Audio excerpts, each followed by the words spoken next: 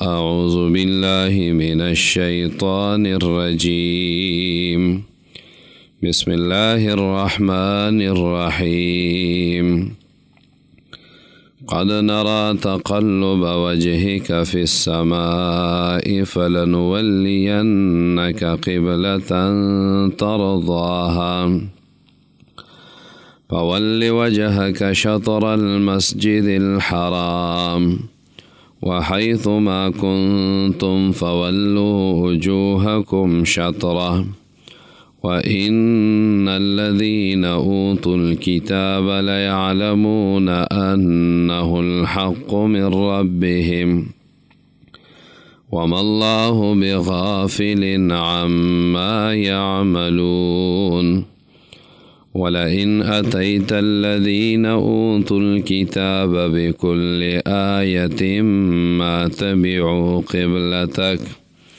وما أنت بتابع قبلتهم وما بعضهم بتابع قبلة بعض ولئن اتبعت أهواءهم من بعد ما جاءك من العلم إنك إذا لمن الظالمين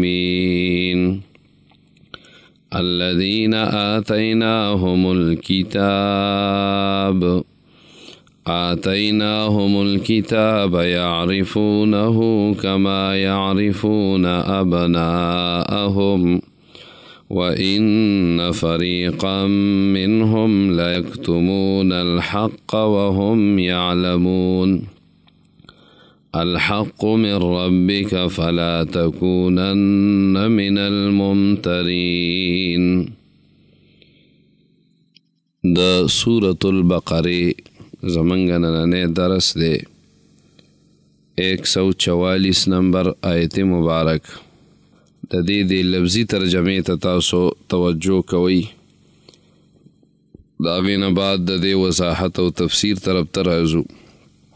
قد نرا الله وی یقینا منګ لیدل یا منګ وینو تقلب وجهک اوړېدل ستا د مخ بار بار اړول د مخ ستا فی السماء طرف د اسمان ته فلنولینک پس منگا واړولی ته قبلتن اغی قبلی ته ترضاها چې ستا خوښه ته پې خوشحاله وي. فول وجهک پس واړوه خپل مخ شطر المسجد الحرام په طرف د مسجد حرام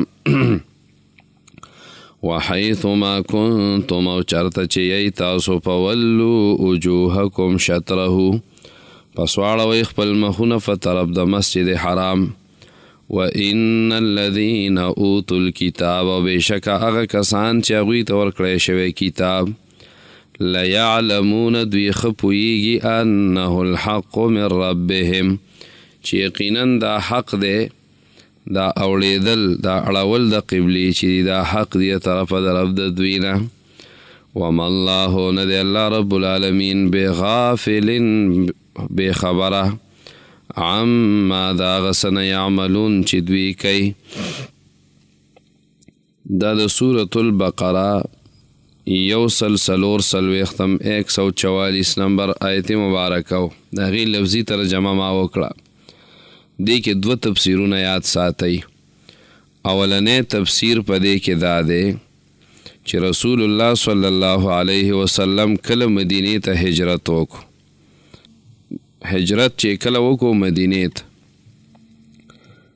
نو بیت المقدس ته به منځونه کول نو رسول الله صلی الله علیه وسلم به بیت المقدس طرف ته منځ کاو خو زړه دا غوښتل چې زه بیت الله طرف ته منځ شروع کړم او بیت الله طرف ته واوړم ځکه چې دا غوره قبله ده خو د ادب د وجې نه به یې څه ویل نه او بره به یې کتل چې وحی به کله راځي. البته د زړه دا خواهش یو ځل جبریل علیه السلام ته ښکاره کړی و. جبریل علیه السلام ته رسول الله صلی الله علیه وسلم دا ویلیو چې دا قبله بدل شي نو دا به ښیي. جبریل علیه السلام ورله جواب ورکو الله زما اختیار کې نشته نو ته د الله رب العالمین نه دعا وغواړه، خو رسول الله صلی الله علیه وسلم د ادب د وجې نه دعا نه غوښتله، لیکن د وحی په انتظار باندې پیغمبر علیه الصلاة والسلام نو الله رب العالمین دا آیت مبارکه راولېږو د پیغمبر علیه السلام هغه تمنا او آرزو چې و نو هغه یې پوره کړه. دا یو تفسیر دی. او دویم تفسیر په دې کې دا دی چې وی رسول الله صلی الله علیه وسلم هجرت وکړو، بیت المقدس طرف ته مونځ کاو، او وی بره بره به کتل چې دا قبله بدل نشي او همیشه د پاره د بیت المقدس حکم وشي. او وی دا بره بره ځکه کتل اگر چې وی بیت الله خوښو، خدا د دې دپاره چې انتشار پیدا نشي، ځکه دلته یهود دی، یهود خو بیت المقدس خپله قبله ګڼي او وایي چې دا د ټولو انبیاو قبله وه.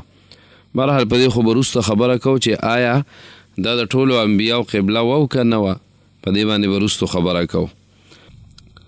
پیغمبر علیه الصلاة والسلام وایي په تکلف سره بیا وایي دا تقلب پکې راغلی دی کې وایي تکلف معنا پرته ده.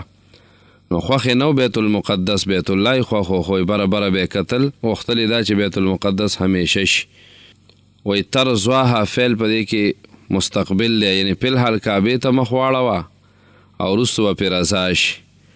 خو دا تفسیر علما وایي چې دا صحیح نه دی، مفسرین دا د جمهورو د تفسیر خلاف دی، ځکه چې د بخاري د حدیث خلاف دی. پیغمبر علیه السلام کعبې ته متوجه کېدل خوښول، وکانه یحب ان یوجه الی الکعبه. او په دې کې علامه ابن کثیر رحمه الله حدیث نقل کړی د ابن عباس رضی الله عنه په روایت دی، وی کان النبی صلی الله علیه وسلم اذا سلم من صلاته، پیغمبر علیه الصلاة والسلام چې وکړه د مونځ نه بعد سلام وګرځاو نو الی بیت المقدس رفع رأسه الى السماء، پیغمبر علیه الصلاة والسلام آسمان طرف ته بره بره کتل چې دا قبله بدل شي. نو دا د پیغمبر د شان سره موی مناسب نه ده چې خوښي یو شی د زړه نه او په ژبه باندې بل سوی. نو چې بیت الله خوښو نو بیت المقدس د پاره سوالونه نه کول. نو دا تفسیر خو د جمهور او تفسیر خلاف او د مخکې چې من کوم وې. نو صحیح تفسیر دا دی چې د پیغمبر علیه السلام بیت الله خوښو، بره بره به کتل چې د الله حکم راشي او موږ بیت الله طرف ته واپس منځونه شروع کړو. الله رب العالمین دا آیت مبارکه راولېږو، دا ارمان د پیغمبر علیه السلام پورا شو.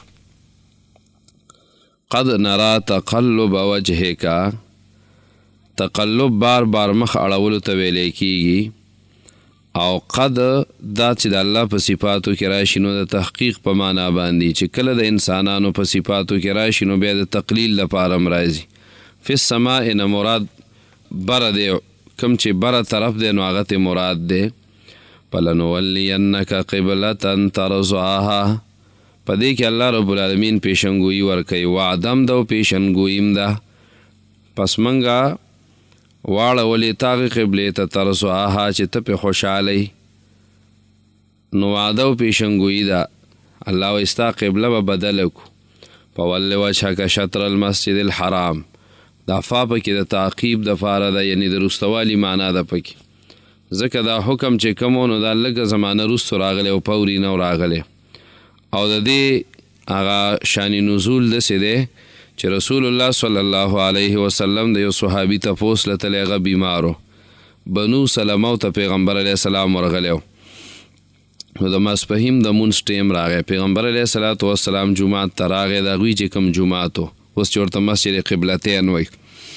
پیغمبر علیه السلام چې 2 رکعاته بیت المقدس ته وکړل نو په مونځ کې ورته وحی وشو، په مونځ کې انبیاو ته وحی کیږي. نو پیغمبر علیه الصلاة والسلام په مونځ کې دی بل طرف ته راواوړېدو، بیت الله طرف ته. او تاسو دا یاد ساتئ چې دا مخکې موږ ویلیو چې په مدینه کې دا بیت الله چې دی نو د دې سمت او د دې ځای د سمتونو فرق دی. لکه منګه دلته مغرب طرف ته چې مخ کو نو بیت الله ته مخ شي، او مشرق طرف ته زمنګه شا راځي، او په مدینه کې کعبه چې ده نو دا جنوبي طرف ته ده، او بیت المقدس چې دی نو دا شمالي طرف ته دی.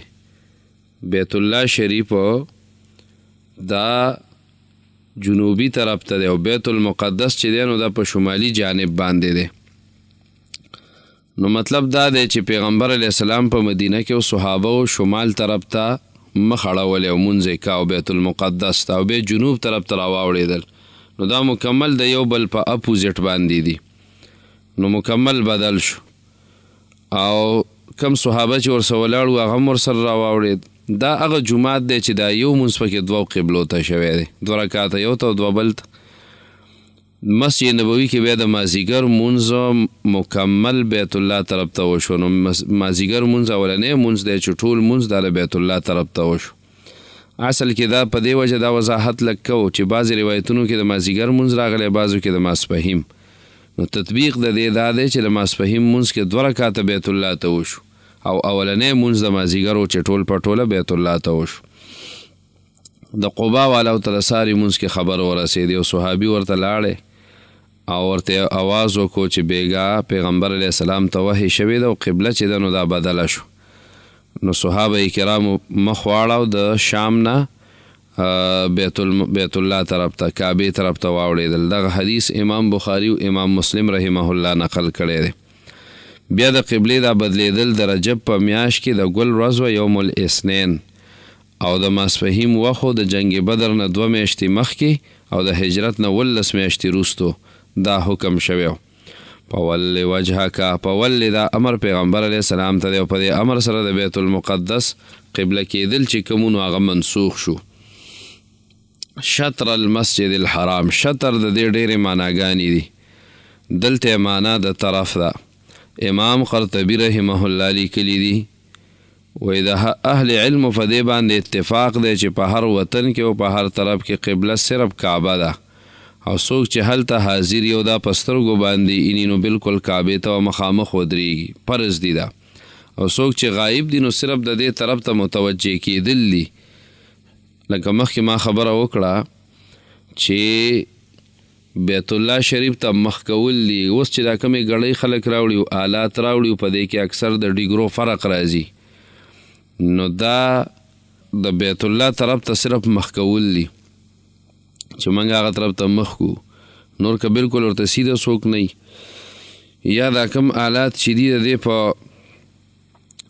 مطابق دا جمعتونه بلکل سیده او مخامخ نه، نو دا اس فرق نه کوي، منځونه پکې کېږي او قبلیږي، ځکه دې ته طرف د بیت الله باندې مخ کول دي. بیخي بیت الله ته سیده کېدل که ونه شي نو دا څه ضروري خبره نه ده. ابن عباس رضی الله عنه هم دا نقل لی چې د دنیا چې څومره خلک دي ټول به حرم شریف ته متوجه کېږي. نو چې کله په هغه جومات د حرم شریف کې مونځ کېږي دا بیا په ټول حرم کې دي. مزدلفه نه واله، منا، مزدلفه، تنعیم، دا ټولې علاقې پکې شاملې دي. نو چې بیت الله ورته په نظر راځي نو هغې ته به مخامخ کېږي. او د قبلې ته موږ ولې مخ کوو؟ دې ته ویلی کېږي استقبال القبله. نو د قبلې ته د مخ کولو ډېر حکمتونه دي. یو په دې کې دا دی چې په دې سره د امت وحدت پیدا کېږي. زمونږ قبله یوه ده، زمونږ پیغمبر یو دی، زمونږ الله یو دی، زمونږ قرآن یو دی. دا داسې یو فطري خبره ده چې کله دا خبره مخې ته راشي که نه چې زمونږ الله یو دی، زمونږ قرآن یو دی، زمونږ پیغمبر یو دی، زمونږ قبله یوه ده، نو د ټولو مسلمانانو یو بل سره د زړه داسې مینه پیدا شي چې هلکه زما او د قبله خو یوه د اختلاف نشته، پیغمبر کې نشته، قرآن کې نشته، الله کې نشته. تعالوا الى كلمة سواء بيننا وبينكم ألا نعبد إلا الله ولا نشرك به شيئا ولا يتخذ بعضنا بعضا اربابا من دون الله. دا پیغمبر علیه السلام عیسایانو ته ویلي زمونږ او ستاسو کلمه یوه ده، نو ولې تاسو شرک کوئ؟ نو دې سره د انسانانو خپل منځ کې یو مینه او محبت را تازه شي او ژوندی شي او پیدا شي. نو مقصد مې دا دی چې په دې باندې د امت وحدت پیدا کیږي. دویمه دا ده چې توجه القلب، د زړه توجه برابر شي که نه بیت الله ته د مخ کو نو د زړه توجه هم پکې برابر شي. دریم نمبر وایي تعظیم البقعة المقدسه، د دې پاک ځمکې تعظیم او قدر هم پکې راغی که نه دا ډېره پاکه ځمکه ده زموږ د پیغمبر کلی دی او دغلته یې وخت تېر کړی دغه ځای یو مرکزي ځای دی د مسلمانانو څلورمه دا د وایي جمعیت القلب علی الله د انسانانو په الله رب العالمین باندې زړه را جمع شي پنځم نمبر امتثال امر الله تعالی د الله رب العالمین د حکم تابعداري وشي چې په ول وجهک شطر المسجد الحرام شپږم نمبر تمییز المسلمین عن غیرهم د یهودو د نصاراو د مجوسیانو د سیکانو د هندوانو د پیرنګیانو دا څومره چې دي د دې ټولو نه پکې تمییز او جدایي راشي چې د مسلمانانو خپل یو قبله ده خپل یو نشان دی خپل یو خصوصیت دی اووم نمبر پکې دا پیدا ده چې کعبه چې کومه ده نو په دې کې الله هدایت ایښودی دی اتم نمبر دا ده چې په دې کې الله ډېر اجر ورکوي یو مونځ پکې په 1 لاک دی نهم نمبر د نعمت پوره کول دي پکې اتمام نعمت دی پکې او علما وایي په مفسرین په دې کې نور هم ګڼ فواید دي او دا فواید هغوی را جمع کړي دي او لیکلي دي وحیث ما کنتم فولوا وجوهکم شطره مخکې پیغمبر علیه السلام ته امر فول وجهک دلته اوس امتیانو ته حکم دی چې په هر مکان کې یی که جومات دی که صحرا ده که کور دی که بیټک دی که اجره ده او که هر یو ځای دی خو تاسو به بیت الله طرف ته مخ اړوئ که تاسو په هر ځای کې یی په هر یو حالت کې خو مخ به چا ته اړوئ بیت الله ته دا د الله حکم شو وَإِنَّ الَّذِينَ أُوتُوا الْكِتَابَ لَيَعْلَمُونَ أَنَّهُ الْحَقُّ مِنْ رَبِّهِمْ په دې جمله کې د قبلې د تحویل جواب ذکر کوي چې دې یهودو او نصاراو ته د خپلو کتابونو نه دا معلومه شوې وه چې د آخري نبي به اول بیت المقدسي او بیا به کعبې ته مخ ګرځئ دا به وروستو راشي الله رب العالمین با او فرمائی لئلا یکون للناس علی الله حجت بعد الرسل کچرت دا بیت الله منگ بدل نکو نو دا یهود او نصارا به بیا دا اعتراض کوي چې زمنګ په تورات او انجیل کې خو دا لیکلی چې دا پیغمبر با اول بیت المقدس ته مونځ کوي او دا غین بعد به بیت الله شریف ته راګرځي نو دا پیغمبر خو نه ګرځېدو نو دا پیغمبر نه دی او منګ یې نه منو نو که چرته پیغمبر علیه السلام بیت الله ته نه وی راوړېدلی نو دوی بیا دا اعتراض کولی د هغې وضاحت به کوو وروستو را روان دی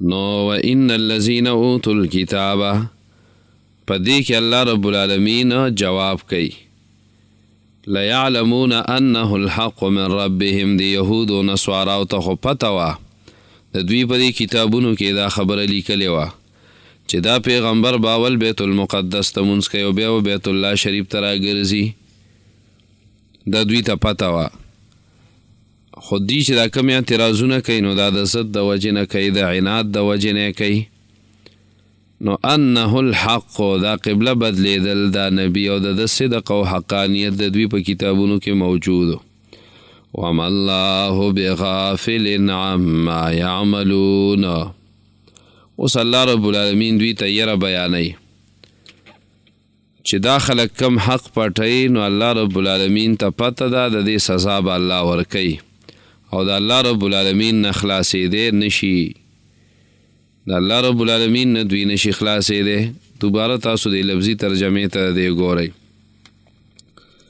قد نرا الله رب العالمین فرمایي یقینا منګه وینو تقلب وجهک بار بار اوړېدل د مخستا فی السماء طرف د اسمان ته فلنولینک نو خامخا منګه اړو ته فلنولینک نو خامخا منګه اړو ته قبلتن داسې قبلې ته کعبې ته ترزواها چې تی خوښې په ول وجهک په سواړه خپل مخ شطر المسجد الحرام په طرف د مسجد حرام باندې وحیث ما کنتم او چرته چې یی تاسو اے مسلمانانو فولو وجوهکم نو واړوئ خپل مخونه شطره په طرف د بیت الله وان الذین او یقینا هغه کسان اوتوا الکتاب چې کتاب ورکړی شوی تورات او انجیل لیعلمون خامخا پویږي دوی لیعلمون خامخا دوی پویږي دوی ته پته ده انه الحق چې د قبلې دا بدلیدل ثابت دی او دا حق دی طرفه د رب د دوی نه. د دوی کتابونو کې دا و چې د آخري پیغمبر راشي نو د هغه دا قبله به بدلیږي. وما الله نه دی الله رب العالمین بغافل بې خبره عما د هغه څه نه یعملون چې دوی کوي. په دې ځای باندې نن زموږ د تفسیر ټیم هغه سر ته رسي. بهرحال کوشش کوئ د زده کړې د یادولو او بل په دې کې د دعوت په دې باندې عمل کول او دعاګانې به د الله نه غواړئ. ډېرې ډېرې دعاګانې موږ ته به هم کوئ ځان ته به هم کوئ او دې درس ته به هم کوئ چې الله رب العالمین جاري وساتي او په دې کې د هر قسمه مسایلو نه موږ الله وساتي او دې الله رب العالمین ترقي ورکړي. الله دې زما ذهن هم کولاو کړي ستاسو ذهنونه هم دې الله کولاو کړي. زمونږ سینې دې الله رب العالمین دې ته کولاو کړي او د ټولو اوریدونکو د یادونکو ځکه چې ډېر خلک دې ته ناست دی په یو کور کې ډېرې ډېرې زنانه راغونډېږي دې درس ته باقاعده انتظامات شوي د دې دپاره د بعضو نه موږ خبر شو چې د قرآن کریم دې درس ته هغوی راغونډېږي په یو کور کې په یو بیټک کې په یو حجره کې او دا درسونه هغوی پابندۍ سره اوري. نو الله رب العالمین دې ټولو له اجر ورکړي. بعضو ملګرو دعوتنامې چاپ کړي دي هغه تقسیموي بعضې داسې ویناګانې کوي خو دا به جاري ساتو چې داسې یو وخت راشي چې یو کور موږ نه داسې پاتې نشي چې هغوی درس نه اوري. نو انشاءالله چې دا سلسله او دا د قرآن کریم درس او دا دعوت په دې به الله موږ وبخي. اللهم انا نسألك الهدى والتقى والعفاف والغنى رب اجعلني مقيم الصلاة ومن ذريتي ربنا وتقبل دعاء ربنا اغفر لي ولوالدي وللمؤمنين يوم يقوم الحساب. الله ستا د کتاب پویه موږ له راکړه. څومره چې زموږ اورېدونکي دي الله ذهنونه ورته کولاو که سینې ورته کولاو او زموږ چې څومره اورېدونکي دي او قرآن زده کوي او ناجوړی دي الله صحت وله ورکړه.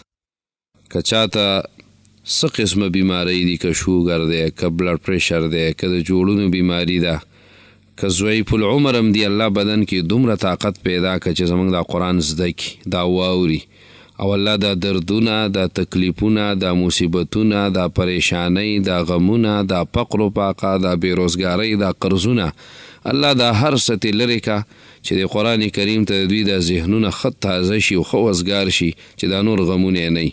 خصوصا زموږ په اورېدونکو الله ډېر رحم وکړه. الله چې څوک پکې دعوت چلی د هغې دپاره موږ بیا نور هم خصوصي دعا کوو الله په هغې باندې خپل خصوصي رحم وکړه. په دې ځای باندې زموږ نننی درس اختتام ته رسي. دعا وکئ. اللهم انا نسألك الهدى والتقى والعفاف والغنى رب اجعلني مقيم الصلاة ومن ذريتي ربنا وتقبل دعاء ربنا اغفر لي ولوالدي وللمؤمنين يوم يقوم الحساب ربنا اغفر لنا ولإخواننا الذين سبقونا بالإيمان ولا تجعل في قلوبنا غلا للذين آمنوا ربنا إنك رؤوف رحيم ربنا هب لنا من أزواجنا وذرياتنا قرة أعين واجعلنا للمتقين إماما.